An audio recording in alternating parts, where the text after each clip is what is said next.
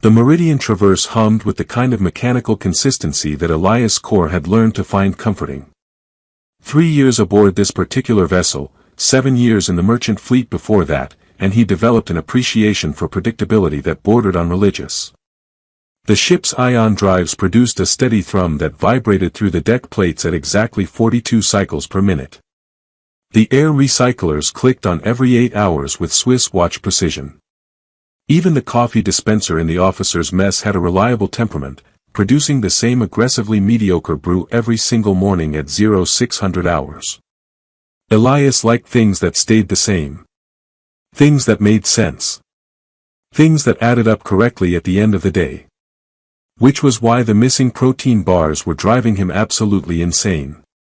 He stood in the provisions bay, tablet in hand, staring at the inventory readout like it had personally insulted his mother. The numbers didn't lie. Well, they shouldn't lie, that was the entire point of numbers, but somehow, somewhere between the last cargo checkpoint and this morning's audit, 6 protein bars had ceased to exist. Not logged as consumed, not marked as damaged, not transferred to another department. Just gone, vanished into the vacuum like they'd decided to take a spacewalk without a suit. Maybe they achieved sentience and escaped, he muttered, scrolling through the digital logs again. Can't say I blame them. They taste like cardboard. Had a baby with disappointment. This wasn't the first discrepancy. 2 days ago, it had been a package of dried apricots. Before that, 3 water ration pouches and a bag of synthetic jerky that the manufacturer optimistically labeled teriyaki flavored. Small amounts, the kind of shrinkage that corporate would write off as acceptable loss margins, but Elias Core hadn't spent a decade managing supply chains by accepting sloppy accounting. He prided himself on precision. His inventory logs were immaculate. Station commanders had literally used his reports as training examples for new logistics officers. One had even made a joke about him being emotionally married to his spreadsheets, which Elias had taken as the compliment it obviously was. But now something or someone was making him look incompetent, and that he could not abide. The bay stretched out around him in orderly rows of magnetic locked crates and hermetically sealed containers, each one labeled with alphanumeric codes that corresponded to his meticulously organized database. Climate control kept the temperature at a constant 16 degrees Celsius. The lighting was full-spectrum LED, designed to prevent the kind of vitamin D deficiency that made long-haul crew members cranky and prone to conspiracy theories about the navigation AI plotting mutiny. Elias walked the aisles slowly, running his fingers along the container seals, checking for signs of tampering. Nothing obvious. Whoever or whatever was doing this had at least enough sense to be careful. The security feeds showed nothing unusual. He'd already wasted 3 hours reviewing footage of empty corridors and static storage bays. The ship's AI hadn't flagged any unauthorized access.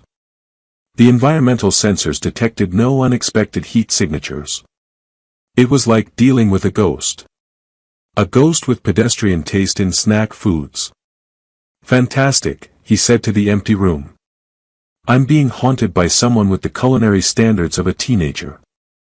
The ship's intercom crackled. Provisions to bridge. Core, you talking to yourself down there again?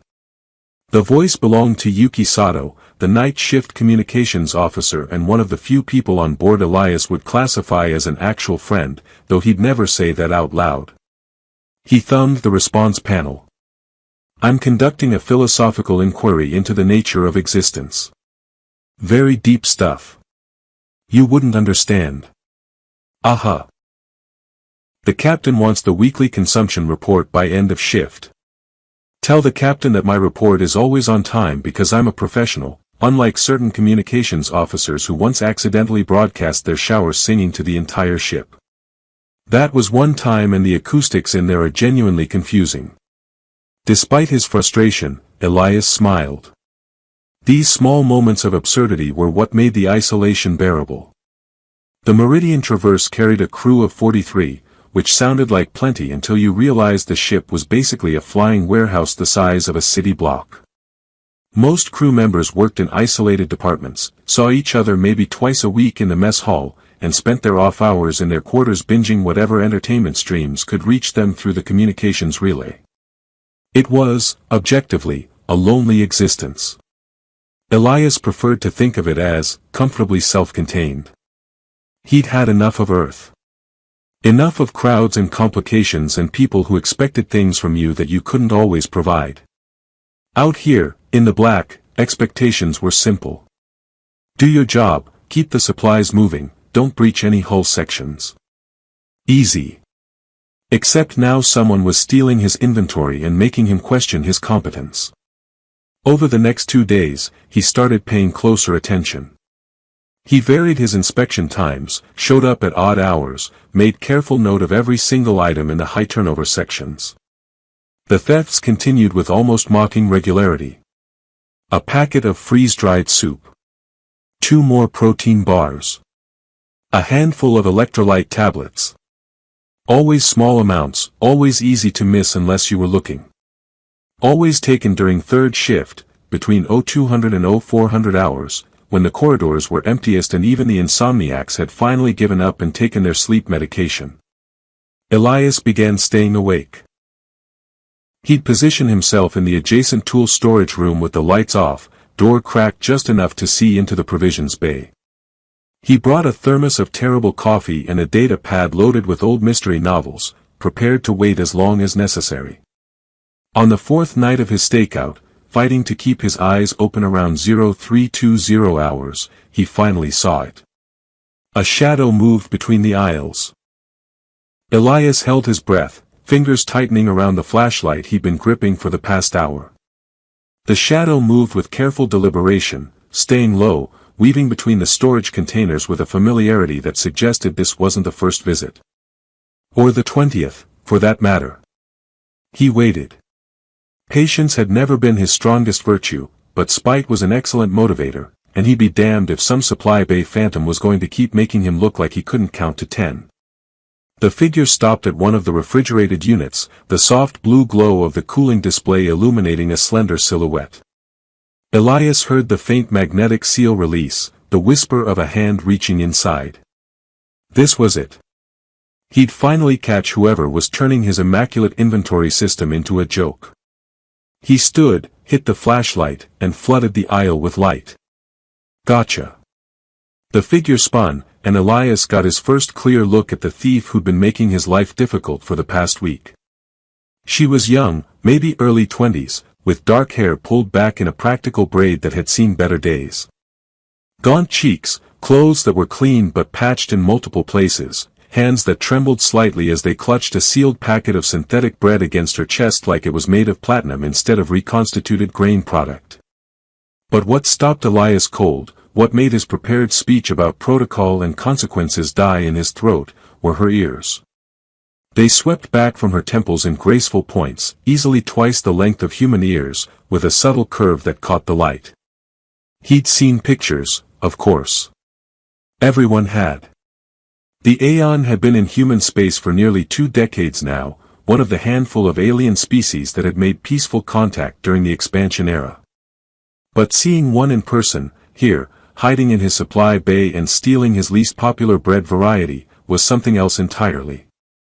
She didn't run. That surprised him more than anything. She just stood there, frozen in the flashlight beam like a deer on an ancient Earth highway, waiting for the inevitable impact. Well, Elias said, because someone had to say something and his brain was still processing the absurdity of the situation, this is awkward. Her eyes were huge, reflecting the light in a way that suggested better night vision than humans possessed.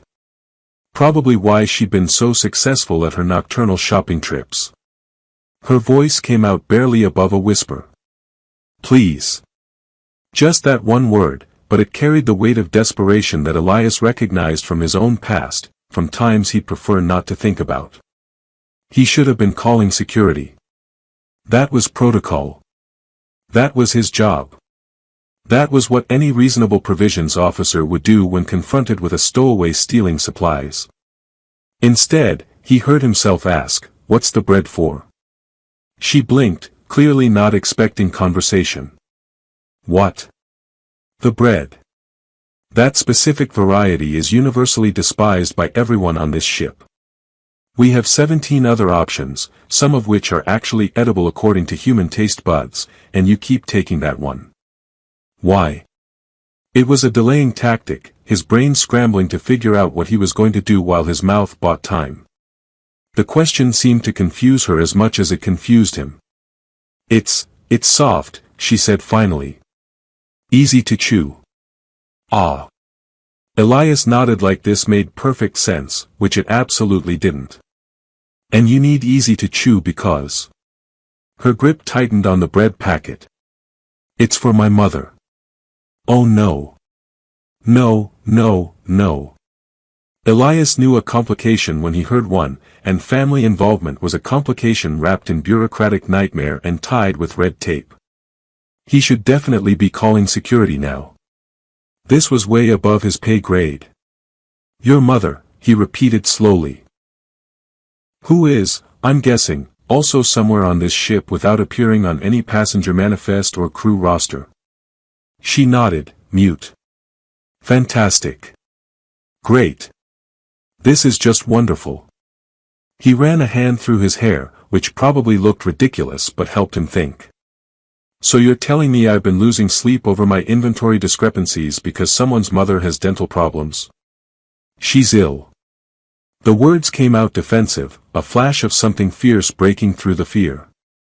The food on our last stop was, we couldn't afford proper nutrition and her immune system is compromised and she needs soft proteins and complex carbohydrates and I know it's stealing but I didn't know what else to do.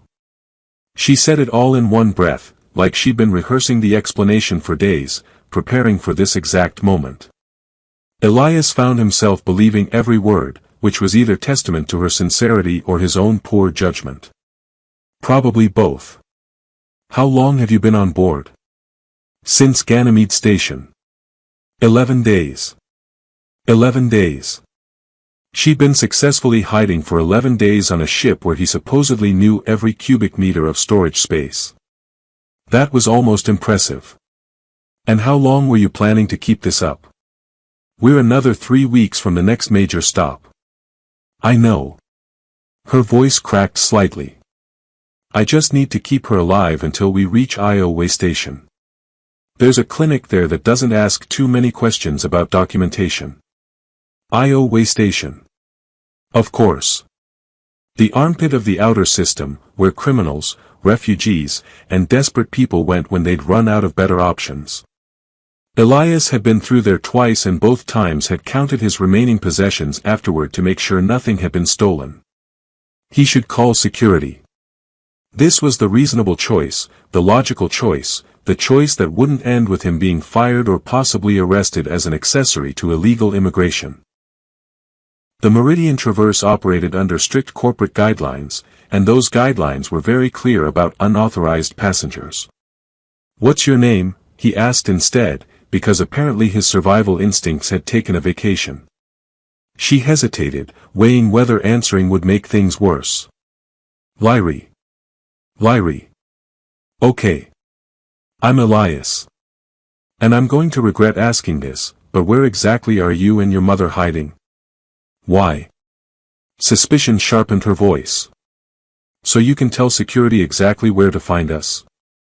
If I was calling security, I would have done it already and let them figure out your location themselves. I'm asking because if I'm going to have to explain ongoing inventory discrepancies for the next 3 weeks, I need to know how much to pad the numbers so the automated systems don't flag it and send an alert to corporate. She stared at him like he'd just announced he was actually a sentient colony of space bacteria wearing a human suit. You're going to help us? I'm going to not immediately report you, which isn't quite the same thing but probably feels similar from your perspective. He lowered the flashlight so it wasn't shining directly in her face. Consider it a temporary arrangement while I figure out if I'm having a mental breakdown or a crisis of conscience. Either way, standing here at 3 a.m. interrogating someone over bread is not how I plan to spend my evening. I don't understand.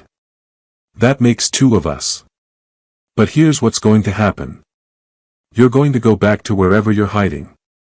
Tomorrow night, or tonight technically since it's already tomorrow, I'm going to leave a container marked with a blue tab in the third aisle, second shelf. Inside will be food that won't trigger the automated tracking if it goes missing in reasonable quantities. Don't take anything else. Can you do that? Lyrie nodded slowly, still looking at him like he might suddenly change his mind and pull out a communication device. Good. Now get out of here before I remember I'm supposed to be responsible and professional. She moved toward the exit, still clutching the bread, then paused. Why are you doing this? Elias thought about that. About the real answer, which involved things he didn't like examining too closely. About all the time someone could have helped him and didn't. About how easy it was to follow rules and how hard it was to live with yourself afterward. Because that bread really is terrible, he said finally, and nobody should have to eat it unless they absolutely have to. It wasn't the truth, but it wasn't entirely a lie either. She studied him for another moment, then disappeared into the shadows, leaving Elias alone with his perfectly organized supply bay and his suddenly very complicated life. Well, he said to the empty room, this is either the best or worst decision I've ever made. Probably worst. Definitely worst. The protein bars, arranged in neat rows on their designated shelf, offered no opinion on the matter. The blue tab container disappeared within an hour of Elias leaving it out. He knew because he'd set up a small motion sensor, the kind normally used for monitoring temperature-sensitive cargo, and his tablet had pinged him at 0247 hours while he was lying in his quarters staring at the ceiling and wondering if aiding stowaways was the kind of thing that went on your permanent record. Probably. Almost certainly.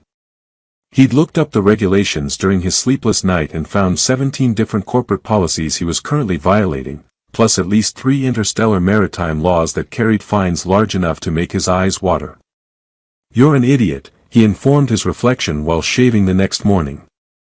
His reflection, looking tired and slightly manic, agreed. The routine established itself with surprising ease. Every night, Elias would prepare a container with carefully selected items, proteins that wouldn't be missed, carbohydrates from overstocked supplies, vitamin supplements from the medical overflow he wasn't technically supposed to access but did anyway because the ship's doctor was terrible at inventory management. He'd mark it with a blue tab, leave it in the designated spot, and by morning it would be gone. He adjusted his digital logs with the kind of creative accounting that would have horrified his instructors at the Logistics Academy. A little here, a little there, spread across enough categories that the automated system saw normal variance rather than systematic theft. It was, he had to admit, some of his finest work. Possibly illegal, definitely unethical, but technically brilliant. A week passed. Then another. Elias started leaving small notes in the containers, because apparently he'd decided that if he was going to commit career suicide, he might as well be friendly about it. The orange supplements taste like battery acid. Take them with water, read the first one. The next night, he found a response written on the back of his note in careful, precise handwriting, "Thank you. She says they're helping." Something warm and uncomfortable lodged itself in Elias's chest. He told himself it was indigestion from the mess hall's latest attempt at synthesized curry. 2 nights later, he was doing a routine inspection of the lower cargo bays, checking seals on the mining equipment headed for the Callisto operation, when he heard footsteps behind him. He turned to find Lyrie standing at the end of the corridor, no longer trying to hide. "You're out early," he said, checking his chronometer. "It's barely 0100. That's practically prime time around here. I needed to talk to you." She moved closer, and he could see she looked slightly less gaunt than their first meeting. The food was helping, then. Good. That made the impending criminal charges almost worth it. Should I be worried? Is this where you reveal you're actually a spy and I've been unknowingly aiding an interstellar conspiracy? What? No. She looked genuinely confused. Why would I be a spy? I don't know. It would at least make my poor life choices more interesting. Fired for treason sounds better than fired for being soft-hearted about stolen protein bars. A smile flickered across her face, brief but real. You make jokes about everything. It's a defense mechanism. My therapist said I use humor to avoid processing genuine emotion, but I stopped seeing her because she clearly didn't appreciate my wit. Did you actually have a therapist? No, but I probably should have. Are you going to tell me why you're here, or should I keep talking about my emotional unavailability? Lyrie's expression grew serious. I wanted to thank you properly. And to explain. You've been helping us without knowing anything about who we are or why we're running. I know you're Aeon, you're desperate, and your mother is sick. That seems like enough. But you don't know why we can't just go through proper channels. Why we're hiding instead of seeking asylum. Elias leaned against a cargo container, suddenly tired. Let me guess. Documentation problems. The kind that happen when bureaucrats decide certain people don't count as people anymore. She stared at him. How did you? Because I've been hauling cargo through corporate space for 10 years, and I've seen what happens when profit margins clash with basic decency. Profit margins always win. It's very efficient and completely soul-crushing. He paused. That, and I looked up the Aeon situation after our first meeting. The whole Titan moon colony mess. Very inspiring example of humanity at its worst. You researched us. I like to know whose criminal activities I'm enabling. Call it professional curiosity. The Titan moon situation had been all over the news feeds 2 years ago, though most people had forgotten about it by now. The Aeon had been among the first non-human species to peacefully integrate into human expansion space, settling on several moons and establishing trade partnerships. Then corporate surveys had discovered rare earth deposits on their primary colony moon, and suddenly their settlement rights were being challenged through legal technicalities. Environmental concerns were raised. Safety regulations were cited. Within 18 months, the Aeon population had been relocated to less desirable territories, and those without perfect documentation had simply fallen through the administrative cracks. It was, Elias thought, a masterclass in how to commit cultural destruction through paperwork. My mother was a translator, Lyrie said quietly. She worked for the Integration Council, helping negotiate treaties. But when the mining companies started pushing us out, she spoke against it publicly. They revoked her work visa in retaliation, and without that, we lost our residency status. We became non-persons overnight. Bureaucracy as a weapon. Classic move. We tried to fight it legally, but lawyers cost money we didn't have. We tried to relocate to other settlements, but everywhere required documentation we no longer possessed. And then my mother started getting sick. Respiratory problems from the environmental changes during the evacuation. She needed medical care, but without citizenship credentials. They denied treatment. They said we could apply for emergency humanitarian aid, which would take 6 to 8 months to process, during which time she'd probably die. So we ran. Elias absorbed this, feeling the familiar anger that came from understanding exactly how systems could fail people while technically following all the rules.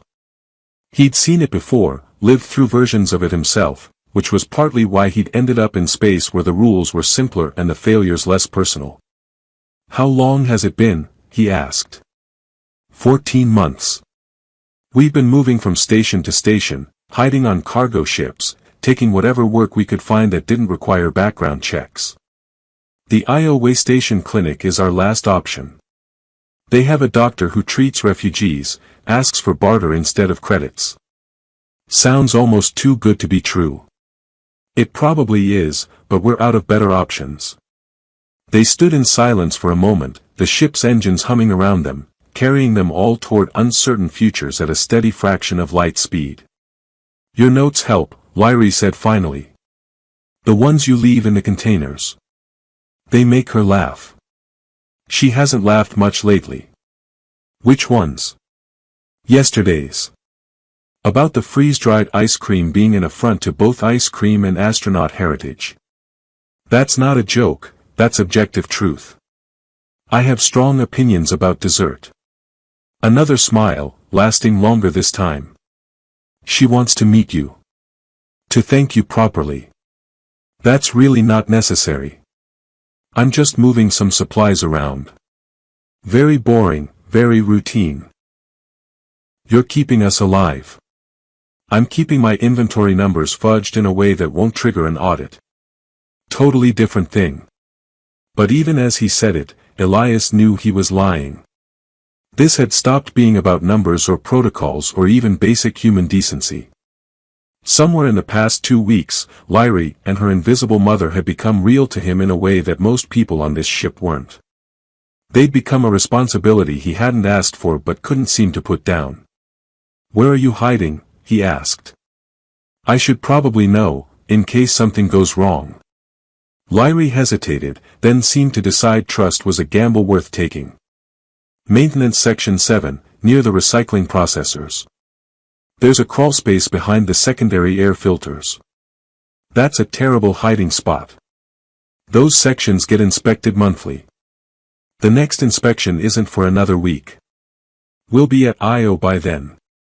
And if someone does a random check, then we run, and you pretend you never saw us. Elias shook his head. That's a terrible plan. It's the only plan we have. He sighed, feeling the last remnants of his professional detachment crumbling. Fine. Show me. The crawlspace was worse than Elias had imagined, and he'd imagined it being pretty terrible. Lyrie led him through a maintenance corridor that reeked of recycled air and chemical filters, then behind a panel that shouldn't have been removable but clearly was if you knew which bolts to loosen. The space beyond was barely tall enough to crouch in, lit by a single emergency light strip that cast everything in sickly yellow. "Home sweet home," Lyrie said with a bitter edge that almost qualified as humor. "I'd offer you something to drink, but we're a bit low on amenities. I can see why you didn't list it on the rental market. Poor natural lighting, limited square footage, distinctive ode to chemical processing." She made a sound that might have been a laugh as they crawled deeper. The space opened up slightly where it intersected with an older section of the ship's infrastructure, creating a pocket maybe 2 meters across. Someone had arranged cargo blankets into a makeshift bed. A few personal items were stacked in a corner, a small bag, a battered data tablet, a metal cup. And on the blankets, wrapped in what looked like every piece of spare clothing they owned, lay Lyrie's mother. Elias had braced himself for this moment, but reality still hit harder than preparation. She was painfully thin, her breathing audible even from the entrance, a wet rasp that spoke of lungs struggling with fluid or inflammation or both. Her ears, longer and more delicate than Lyrie's, drooped against the makeshift pillow. But her eyes were sharp when they focused on him, intelligent and assessing despite the obvious pain. "So," she said in a voice roughened by illness but still carrying authority, "you're the mysterious benefactor my daughter keeps mentioning. The one with opinions about dessert foods." "That's me. Elias Core, provisions officer and apparently terrible judge of personal risk assessment." He tried to sound casual despite the fact that looking at her made his chest tight. "Nice to meet you, though I wish the circumstances were better. And the accommodations." "Mostly the accommodations." "Alice," she said, inclining her head slightly. "And yes, the accommodations leave something to be desired. I've been composing a strongly worded review for the Housing Authority. I'd recommend mentioning the ventilation issues. Really drives the point home."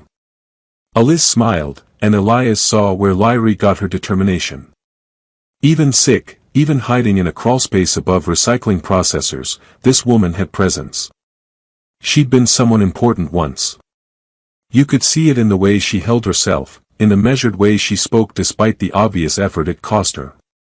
"Lyrie tells me you've been helping us without asking for anything in return," Alice continued. "That's either remarkably kind or remarkably foolish. Probably both.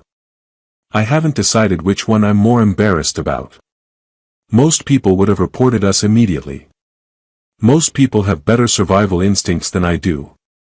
Also, my therapist would say I have authority issues, but as I mentioned to your daughter, I never actually had a therapist because I'm excellent at avoiding uncomfortable self-reflection. Another smile, followed by a cough that racked her frame. Lyrie was there instantly with the metal cup filled with water. Elias noticed the tremor in her hands, the barely suppressed panic in her eyes. How long had she been watching her mother deteriorate, helpless to do more than steal food and hope? When the coughing subsided, Alice waved off Lyrie's attempts to make her lie back down. I'm fine. Stop hovering. You're not fine. You need proper medical care, not whatever I can cobble together from ship supplies and desperation. Which is why we're going to Io. We've discussed this. Io is still 12 days away, and you're getting worse. Elias interrupted what was clearly an ongoing argument. What exactly is wrong? Medically speaking. Alice and Lyrie exchanged glances. Finally, Alice spoke. Chronic respiratory infection, probably fungal based on the symptoms, complicated by malnutrition and exposure to industrial pollutants during the evacuation. My immune system is compromised, and without proper medication, it's progressive. So you need antibiotics? Antivirals? Antifungals? Antifungals, steroids to reduce lung inflammation, and ideally a proper diagnosis with imaging equipment to see how much damage has already occurred. None of which are available without proper medical credentials or a lot of money we don't have. Elias ran calculations in his head. The ship's medical bay had basic supplies, but anything serious required authorization from the ship's doctor, who was obligated to report any treatment of undocumented passengers. Even if Elias could somehow steal medication, he had no idea what the right dosage would be for Aeon physiology. The doctor at Io, he said. You're sure they can help? As sure as we can be about anything, Lyrie said. We have a contact who's used their services before. They treat refugees for barter, they don't ask questions, and they have experience with non-human species. Sounds like a saint or a criminal. Possibly both. Does it matter? No, I suppose it doesn't. Elias shifted uncomfortably in the cramped space. How are you managing the pain? Meditation, denial, and occasional use of over-the-counter analgesics that Lyrie has been stealing along with the food. Alice said it matter-of-factly, but Elias caught the guilt in Lyrie's expression. Don't look at me like that. I'm grateful for every pill you've managed to acquire. Being noble about suffering is overrated. I could get stronger pain medication, Elias said. The medical supplies aren't as tightly monitored as people think. Doctors are notoriously bad at inventory management. You've done enough already. Yeah, well, in for a penny, in for a felony charge. Might as well go all the way. Why are you doing this? Alice asked, echoing her daughter's earlier question. And please don't tell me it's because of the bread quality. I may be ill, but I'm not stupid. Elias sat back against the wall, feeling the vibration of the ship's systems through the metal. Why was he doing this? The real answer involved things he'd spent years trying to forget. A sister who'd needed help he couldn't provide. A system that had chewed her up and spit her out while he'd been too young, too poor, too powerless to stop it. The guilt that came from surviving when someone else didn't. But he wasn't about to unpack all that in a crawlspace with two people he barely knew. Because the system that did this to you is the same one I've been serving for 10 years, he said instead. I haul cargo for the mining companies that displaced you. I transport supplies that support the colonies built on land stolen through legal loopholes. And I've been telling myself it doesn't matter, that I'm just doing a job, that I'm not responsible for the larger context. But pretending ignorance is the same as consent, and I'm tired of pretending. The silence that followed felt heavy. Finally, Alice spoke, her voice soft. That's a lot of guilt for one man to carry. Yeah, well, I'm told I should work on sharing my feelings more. Consider this progress. Lyrie was staring at him with an expression he couldn't quite read. You really do use humor to avoid processing genuine emotion. See? I told you I needed therapy. A proximity alert chimed on Elias's data pad, making all three of them freeze. He checked the screen, felt his stomach drop. "Security sweep," he said. "They're doing random checks on the lower decks. They'll be in this section in about 20 minutes. Lyrie went pale. "Can we hide somewhere else?" "Not without being seen. The corridors have cameras." His mind raced through options, discarding them as fast as they appeared. "I can try to redirect them, but if they're doing a thorough sweep, then we're caught." Alice said it calmly, like she'd been expecting this moment all along. "Lyrie, take the emergency pack and go. If you move now, you can make it to the cargo bay. Hide in one of the export containers. I'm not leaving you.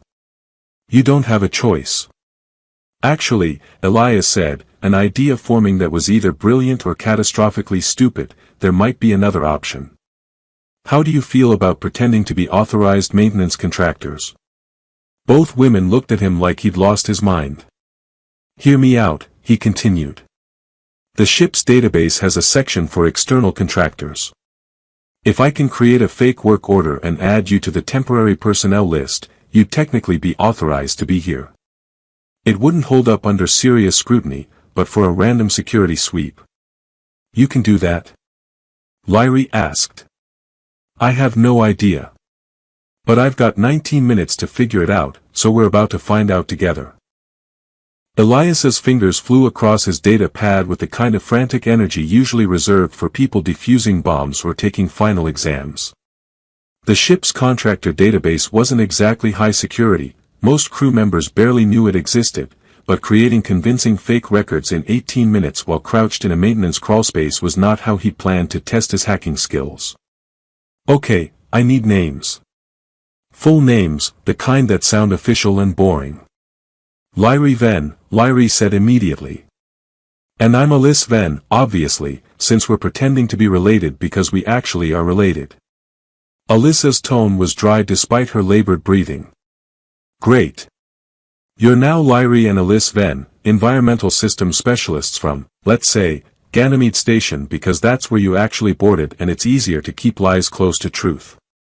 You're here to assess air filtration efficiency in the lower decks. It's boring, it's technical, nobody will ask follow-up questions. Will this actually work?" Lyrie asked, watching him type with increasing desperation. "Absolutely not, but it's better than our current plan of hoping security develops sudden amnesia." He pulled up the work order template, blessing whatever lazy administrator had made these forms so easy to duplicate. Contract number, authorization code, duration of work, and submit. "Congratulations, you're now officially temporary employees of the Meridian Traverse. Try not to let it go to your heads. What about identification badges? Don't contractors need those?" Elias's heart sank. She was right. Every contractor got a temporary ID chip that interfaced with the ship's security systems. Without them, his fake records would fall apart under even casual scrutiny. "That's a problem," he admitted. "A problem?" Lyrie's voice rose. "We have 16 minutes. I'm aware of the timeline, thank you. I'm thinking. Think faster." Alice interrupted their mounting panic with surprising calmness. "My old Council Idaho. The one from before they revoked our status. It's in my bag." Lyrie scrambled for the small bag in the corner, pulling out a slim data chip. "This hasn't worked in over a year. They deactivated it." "Yes, but the chip itself is still intact.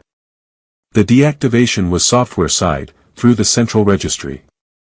This ship's security system does a local handshake check, it verifies the chip format and encryption, not the actual authorization status unless it's programmed to check against external databases."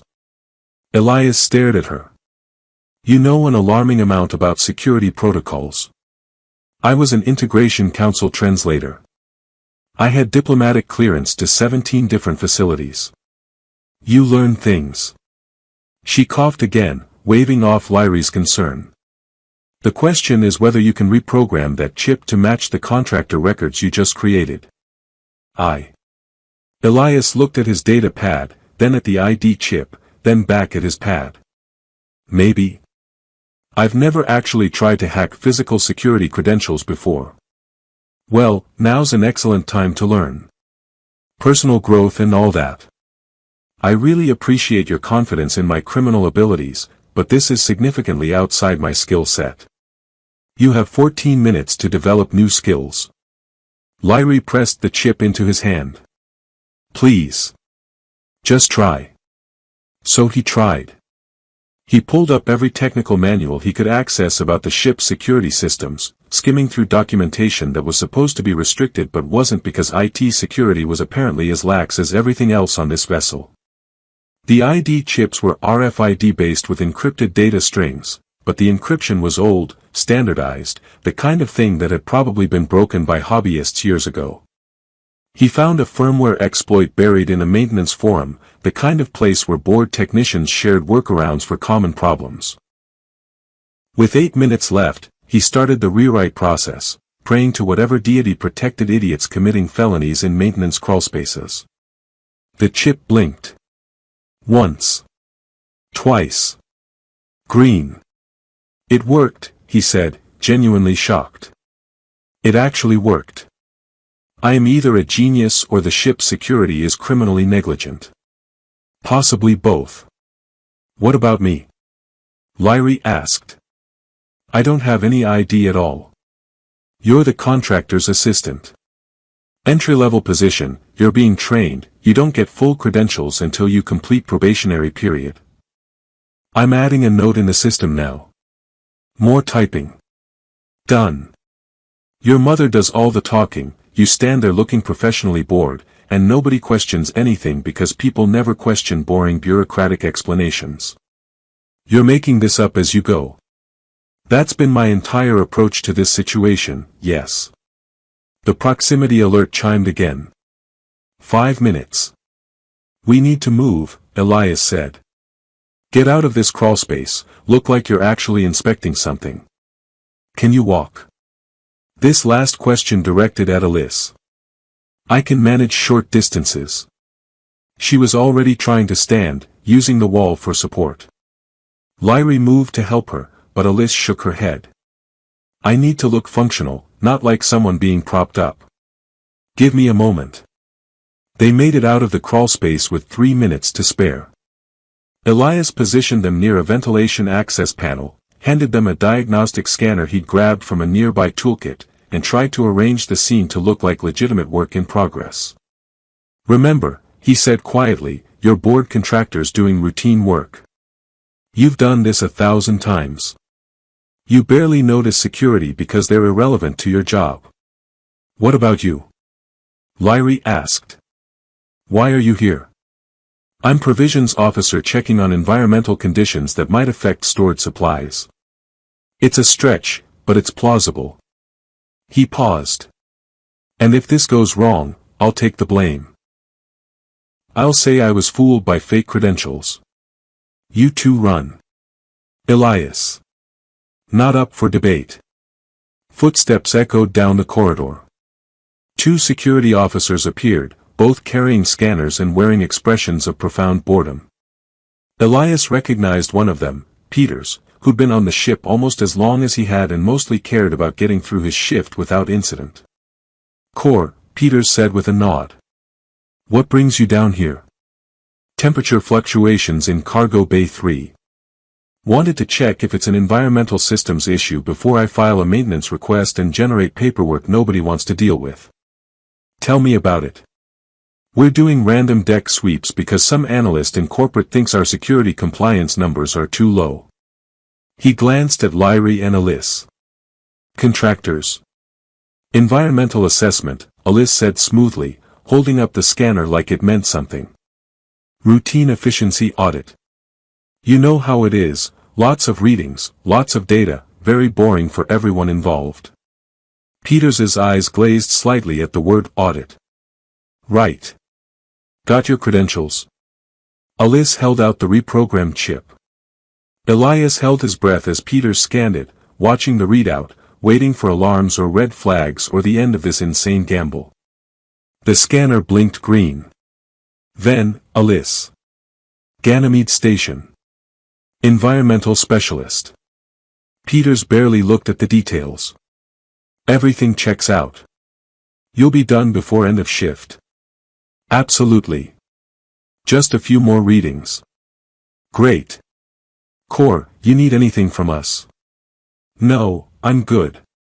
Just waiting for these readings so I know whether to panic about my refrigeration units. Peters nodded, already moving on. Carry on then. Just like that, they were gone. Elias waited until the footsteps faded completely before he let out the breath he'd been holding. That was terrifying, Lyrie whispered. That was unbelievably lucky, Elias corrected. But we're not safe yet. They'll be back this way in about an hour. You need to stay out here, look busy, then get back to hiding once the sweep is finished. The next hour crept by with agonizing slowness. Elias stayed with them, keeping up the pretense of consultation about environmental readings, occasionally making notes on his data pad. Alice managed to maintain her composure despite obvious exhaustion.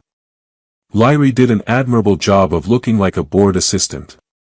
By the time security made their return pass and confirmed the section was clear, Elias felt like he'd aged several years. Once they were safely back in the crawlspace, Alice finally allowed herself to collapse onto the blankets. That was well done, she said. By all of us. That was insane, Lyrie countered. We could have been caught. But we weren't.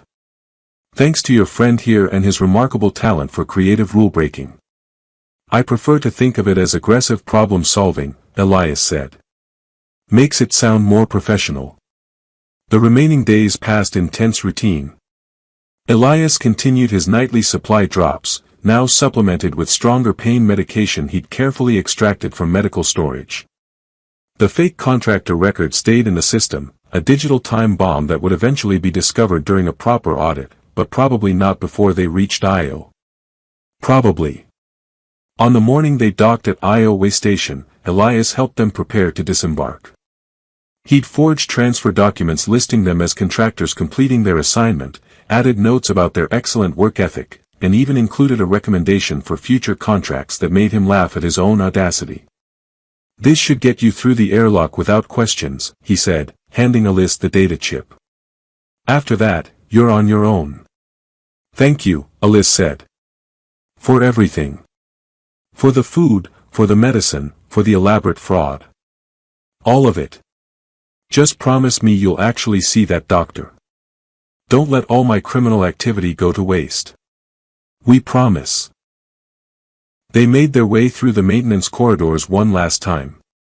At the passenger airlock, Elias watched through a viewing port as they merged into the crowd of legitimate travelers. Alice leaning on Lyrie, both of them carrying their few possessions, disappearing into the chaos of Io Way Station where questions weren't asked and documentation was flexible. Lyrie glanced back once. Their eyes met across the distance, and she pressed her hand to the viewport briefly before turning away. Elias returned to his quarters feeling the ship's familiar isolation differently now. Not comfortable anymore, but not quite lonely either. Changed, somehow. The carefully ordered life he'd built felt less like safety and more like avoidance. On his desk, he found a small object that hadn't been there before. A carving, maybe 10 centimeters tall, made from something that looked like wood but probably wasn't. It showed two figures, abstract but recognizable, one tall, one shorter, standing together against a stylized wind. He picked it up carefully, turning it in the light, and allowed himself to feel the full weight of what he'd done. Not regret, exactly. Not pride either. Something more complicated, more human. His data pad chimed with the day's inventory report. Numbers that needed reconciling, supplies that needed cataloging, the endless routine of keeping things organized and accounted for. Elias smiled slightly, set the carving where he could see it, and got to work.